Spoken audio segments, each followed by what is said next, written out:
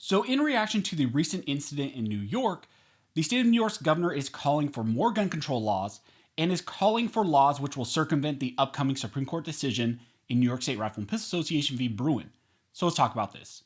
But real quick before we jump into this video, I want to thank the sponsor of this video, which is Hunting Clash. Now, I know a lot of you, like myself, find yourself sitting in airports, doctor's offices, or inevitably your car while your wife spends 30 minutes in Target when she said that she only had one thing she needed to pick up. In those unfortunate situations, you might as well distract yourself by hunting some digital animals.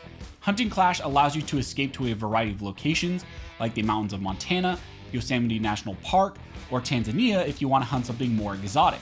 Hunting Clash gives you a variety of animals that you can hunt, like small creatures, deer, bears, and exotics, so you'll never feel like your hunts are getting a little bit redundant. And another good thing is that for us gun guys, is that they give us a variety of weapons to pick from. They give us small .22 rifles, bolt actions, semi-autos, crossbows, and so much more. So if you're looking to play a game, you might as well try out Hunting Clash. As you can see by the graphics here on the screen, it's an amazing game, it's a lot of fun, and again, it's just they put a lot of actual graphics and effort into building out their game. Hunting Clash is a free-to-play game on iOS and Android, and there are links provided down below where you can download it if you're interested, or you can use this nifty QR code here on the screen. Also, the people over at Hunting Clash were awesome enough to provide my audience with a discount code. If you use the code HUNTWITHANTHONY, you get 100 gold coins, 70 skill tokens, and 2 mythical lure cards, all for free, which help you level up faster in the game. Big thank you again to Hunting Clash for sponsoring this video, and show them some love for supporting this type of 2A content by checking them out using the links down below and using that code HUNTWITHANTHONY. So I guess in the intro by now you've likely heard all about the recent incident that took place in Buffalo, New York. Now, I want to make it clear that I'm not going to be talking about that incident in depth here on this channel or in this video.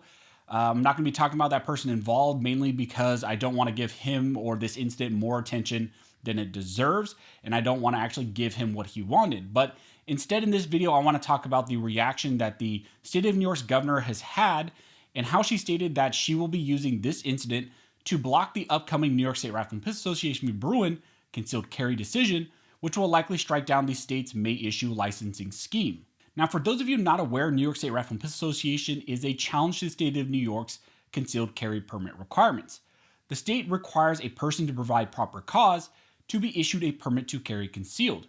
The issue is that the state of New York does not consider self-defense to be a proper cause, and therefore if you use that justification alone, people will actually have their permits denied.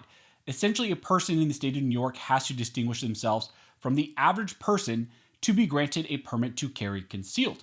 This case, New York State Rifle and Pistol Association, is very important, not only because it can do away with the state of New York's May issue CCW licensing scheme, but also because the decision can include language that further prevents states, the federal government, and others from engaging in other Second Amendment violations. Now, a quick update on this case and decision that I want to let you guys know real quick. The Supreme Court will be releasing more opinions tomorrow morning. If the New York State Rifle and Pistol Association v. Bruen opinion is released, I will put out a quick update early in the morning and then a more comprehensive video later on in the day. So just to keep an eye out tomorrow morning, or just tomorrow in general, if you see some videos actually hitting early in the morning, that is a good indication that they did drop that decision early tomorrow morning, and that a lot of this stuff will probably be even more relevant than we thought. But this incident and upcoming Supreme Court decision has now motivated the left to once again push for more gun laws. In reaction to this recent incident, the governor of New York stated, "On Tuesday in Albany, we had already planned to be announcing a comprehensive gun package to address further loopholes that exist in our laws. We are doing everything we can to ensure that our laws are tight, they are ironclad, to ensure that our law enforcement have the resources they need. That is why I started a gun interdiction task force last January. 9 states, as well as the NYPD, have teamed up with us to make sure that we can identify when guns are coming across the border from places like Pennsylvania gun shows and ended up in small communities outside of Binghamton and Broome County. We don't know that this is the source of the modifications made to a gun, but we're going to find out, and we're going to continue addressing this every single way we can." She then went on to say that, as an aside, we're also going to be preparing our state for what could be a Supreme Court decision that allows people to concealed carry weapons. We are ready. This is New York. we are here to protect our people. She also admitted that we have some of the toughest laws in America on the books here, but the guns are coming in from other states, and that we need national laws to deal with this. So all this discussion surrounding this incident and all the political talking points really is just showing a whole lot of dishonesty surrounding what's actually going on. The individual in question did not obtain a rifle from out of state. It is known at this point that a New York compliant rifle was purchased and then later modified in violation of New York law. However, that doesn't fit their narrative as it stands right now, so they keep talking about out of state firearms and needing stronger federal laws to prevent incidents like this, when that's not actually what happened here, and the federal laws or state laws that prevented that would not have stopped this at all because there was no out of state firearms purchase. What they are completely ignoring, likely intentionally, is the fact that this evil person intentionally picked this area because of the gun control laws that the state put in place. The state of New York's laws and CCW restrictions went directly into the calculus of this evil person. He clearly identified that he was picking this area because he knew the state and local laws restricted CCWs and would make people more vulnerable, and he would face less resistance from CCW holders.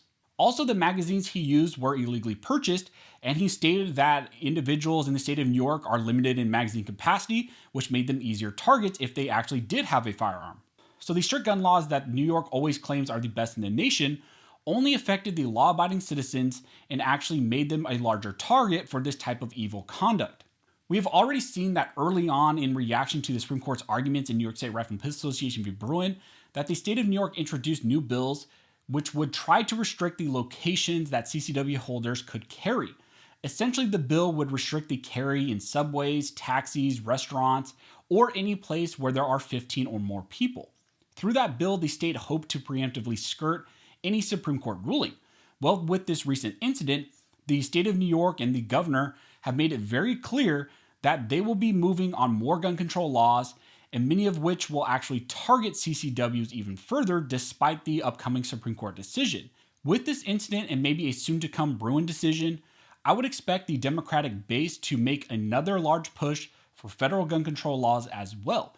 Bills will likely be proposed at the state level and federal level, many of which will have no direct relation to the facts of this incident, but this gun control advocacy, this whole movement, doesn't really care about that. They're going to use any narrative they can to push their agenda.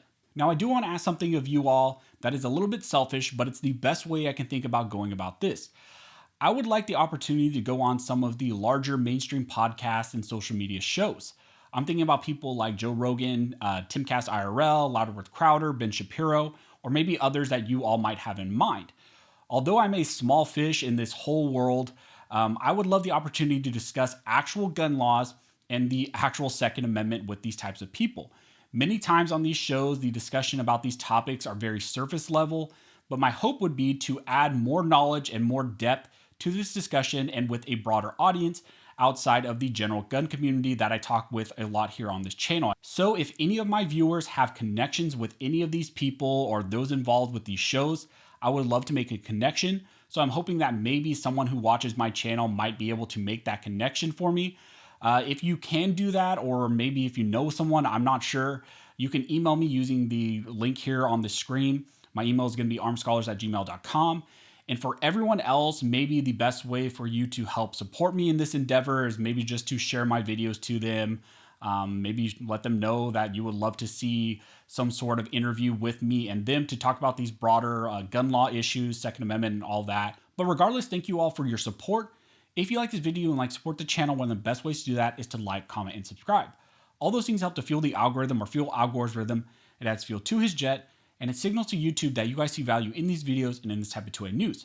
Again, I want to thank everybody who likes, comments, subscribes, who hits the notification bell, who shares these videos. You guys are directly impacting these videos, impacting this channel, and helping me to reach and educate more people than I could ever do on my own.